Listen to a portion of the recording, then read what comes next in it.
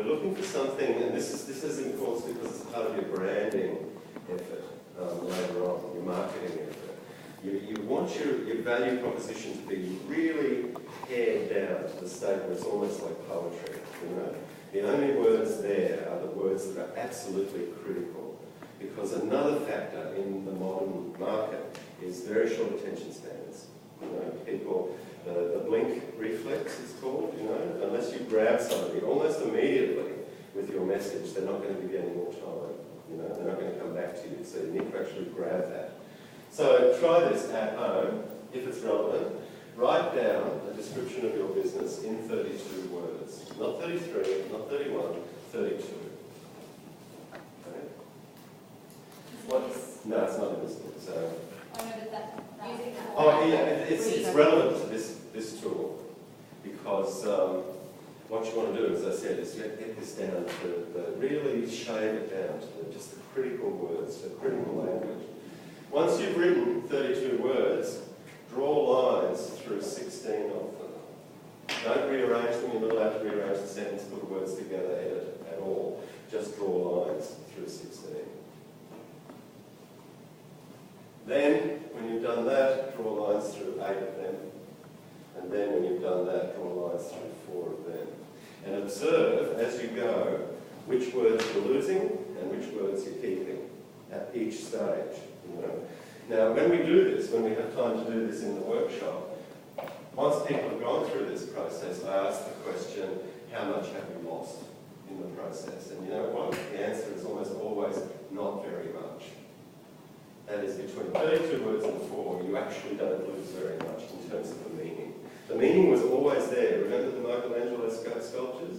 They were always there, but we just, in an effort to be comprehensive, we sort of cloud the issue by putting in too many concepts, too many ideas.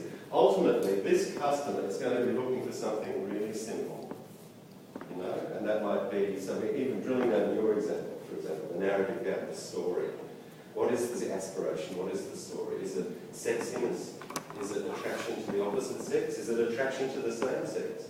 You know that story they say, women buy clothes for other women, not for men, you know? Is it physical aspiration? Is it prestige? Does your customer want to look upmarket? Does your customer want to look whatever? You know, it ultimately will become something quite simple, I think. Apple, I think, the Apple love mark, is cool. Apple users want to be cool computer users.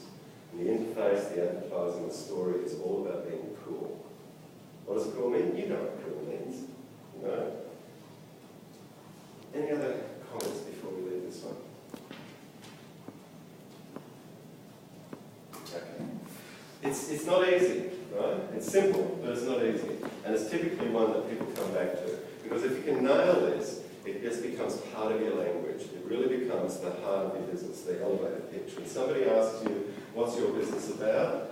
You can actually say, blah, really quickly. And you believe in it. You know, it's part of the purpose of your business, ideally. What I'm looking forward to after this is to talk to a few people that I value their dreams and we do it. Yeah. It's really surprising. You get 3 of us together, you don't get 3 times the smarts, you get about 3.5 times the smarts. Some kind of group thing happens. I think it's because we're evolved as monkeys, you know. We're evolved to sort of sit on branches and groom each other. That something happens in groups, in conversations. It's really good advice. Okay. Now, success. You know, like the song says, keep the customer satisfied.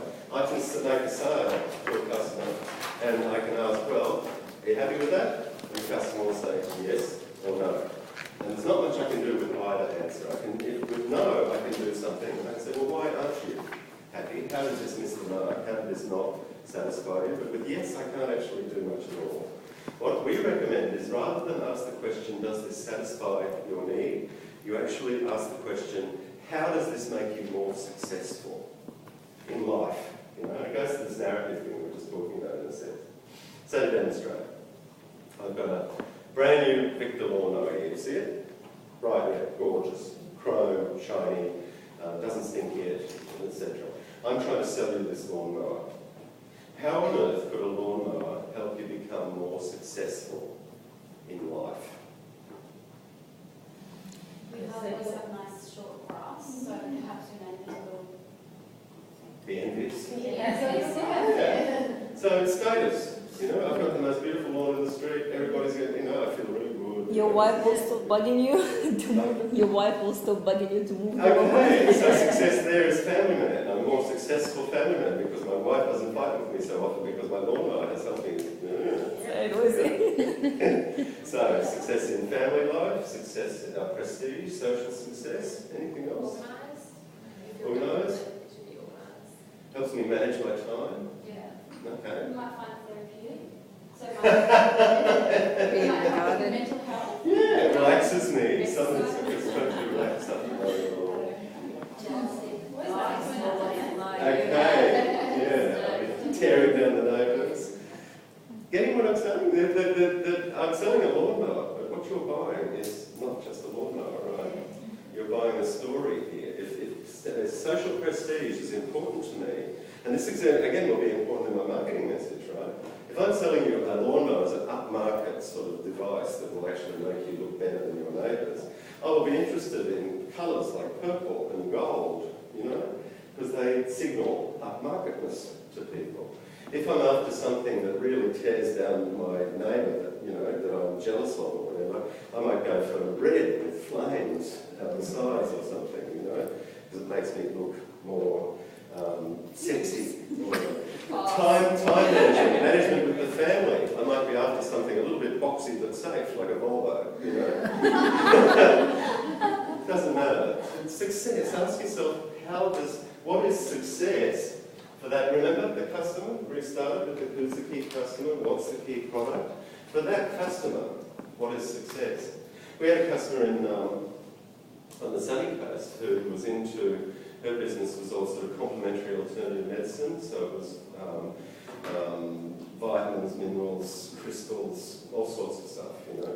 And we happened to know that the key demographic for that marketplace was female, it was 35 years and older, it had 2.5 children, it was professionally trained, etc.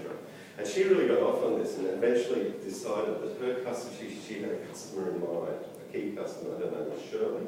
She lived at Sippy Downs. She drove this sort of car, she lived in this sort of car, she had 2 teenage kids. She had a really clear idea of Shirley, you know. And that was important for her because then she actually asked herself questions all the time about Shirley. Would Shirley understand this? Is this the right language for Shirley? Would Shirley like this colour? Would Shirley like, etc. You know? And there's nothing that's to stop you doing that too. Maybe there's more than one Shirley, but here's the question, who is your Shirley? And what is success for her?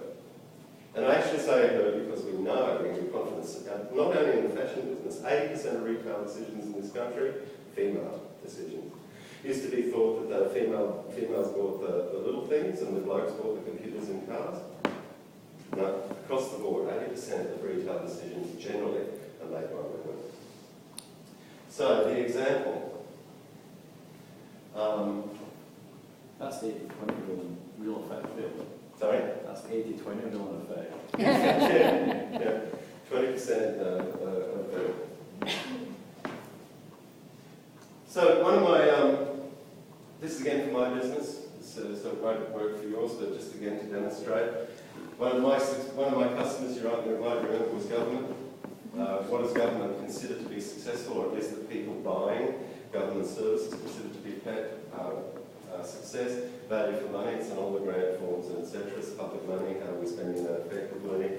What do I do, first of all, first question, what do I do that helps them understand they're getting value for money from me? Well, we've actually got a really high completion rate. Once people start this course, including Aboriginal learners, the hit rate is more or less 100%, because people see the value of it. So that's what we do that gives them value for money, that helps them feel successful. What do we do that might not? We're either doing this now or we're at risk of doing this, that does not help this. Well, we don't actually follow through well enough on this. We don't document it, you know, and government likes things on paper. So finally, what can we do? How can we do more of this and or less of this? Well, better process, it's documentation, and we've now got a little survey. We'll send you a survey in 2 or 3 months asking, do you remember anything of that workshop? And if you did, what was it? And was it useful? You know, so we can say to government or anybody else that's supporting us, look, you know, this is the medium result. It's one thing for people to say, oh, you like the workshop when it finishes, but what about the actual application? See how it works? This is an action, and as an action, it will feed, once we've worked on the tool, this page 21. Remember I said at the start, we're using this table to collect actions as we go. Because finally, when we're at that how stage, now we're in how, we'll be in the business of collecting all of these actions and making it into a to-do list and then prioritising that to-do list. So as you come up with an action, from this time forward, just transfer either in your entire at the workshop if you've got time, over into that page 21 minutes. Any questions about how it works? Yeah, I've got another example for you. So just to give you an idea, in this case, the one customer success criterion produced 2 actions. So these are 3 actions that then go into page 21. Okay, go.